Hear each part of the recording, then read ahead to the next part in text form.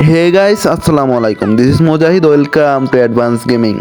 এই কথাটা শুনতে পারবো না, কারণ অ্যাডভান্স গেমিং ইউটিউব ছেড়ে চলে যাচ্ছে। কেন চলে যাচ্ছে, কি কারণে চলে যাচ্ছে, সব শুনে আসি চলেন তার মুখ থেকেই। পার্সোনাল বিষয় চলে যায়। বাংলা সিনেমার টিপিক্যাল ভিলেনের মতো একে পারতেছি না, ধর এফএমএল কাকে ধর, এফএমএল দলে তৈল এ দুর্বল হয়ে গেল। ভাইয়া এফএমএল কে টাইনেন না, তারা এসবের মধ্যে নাই। লজিক্যাল কিছু বলেন, সঠিক উত্তর দিয়ে বাকিটা আমার অডিয়েন্সের কাছে তারা জাজ করে নিবে। আমি আর থাকতেছি না, তো তাই আমি আর কিছু বলতে পারতেছি না। ইয়েস গাইস, আমি টক্সিক মানুষের দ্বারা বানানো টক্সিক কমিউনিটি ছেড়ে চলে যাচ্ছি। এখন আমি জানি হেডলাইন হয়ে যাবে ইমো এফএফ কে গায়েব করতে গিয়ে নিজেই গায়েব হয়ে গেল বোকাচোদা অ্যাডভান্স। অনেকে বলবে বয়ে পালাইছে, অনেকে বলবে সেম পেতেছি কারণ নতুন নাটক মারাইতেছে, অনেকে বলবে বস্তির পোলা চলে যাইতেছে, ভালো হইছে আলহামদুলিল্লাহ, ঈদের সংবাদ, গুড নিউজ, মিষ্টি বিতরণ করে, এই সে অনেক কিছু বল তাদের কাছে তারা করো। কিন্তু নাটক যাই ভাবো, এটা মানতে পারবে না একটা কালো মুখোশধারীর পক্ষে এত বড় লোকজন এসব হিংসুক সমাজ থেকে বিদায় নিলাম, তাহলে হাঁটার খুশি তো? এমনিতে তোমাদের কমিউনিটি আমি খারাপ করে দিচ্ছি, কারণ আমি অনেক খারাপ একটা মানুষ। এই খারাপ মানুষ চলে গেলে আশা করি কারো কোনো আক্ষেপ থাকবে না। কমিউনিটির বোধাই তো আমি থাকা না থাকা দেখি। অনেকে সেম পেতে বলবে, তাদেরকে বলতেছি না তো আমি টাইটেলে দিলাম শেষ ভিডিও, না তো থাম্বনেলে, না তো ভিডিওর শুরুর দিকে, না তো কাঁদো কাঁদো শুরু বলতেছি, ভিডিওর মাঝখানের মাঝের অংশে অ্যানাউন্স করে দিছি। বুঝতে পারলো আমার আর প্রয়োজন নাই। এখন বলো আমার কি খারাপ লাগতেছে না? খারাপ তো লাগতেছে, খারাপ লাগছে বলেই এই ডিসিশন। তোমাদের ভালোবাসা বলা নয়, জানিস তো আলহামদুলিল্লাহ এমন ভালোবাসা খুব কম মানুষই পায়। কিছু টক্সিক মানুষের জন্য এই ভালোবাসা ঘৃণাতে রূপান্তর হোক, এটা আমি চাই না। সম্মান থাকতে সম্মান নিয়ে চলে যেতে চাই। এই কমিউনিটি টক্সিক পাবলিক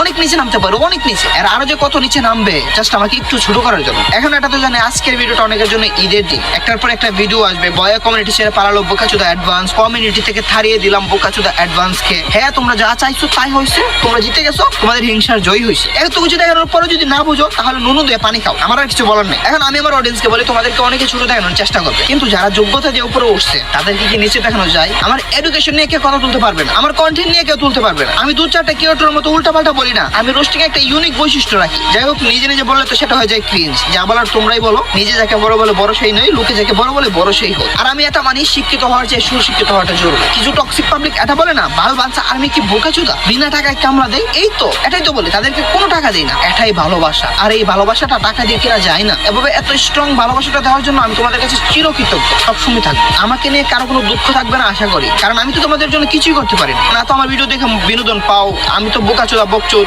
বস্তির ছেলে, এত কিছু জানো।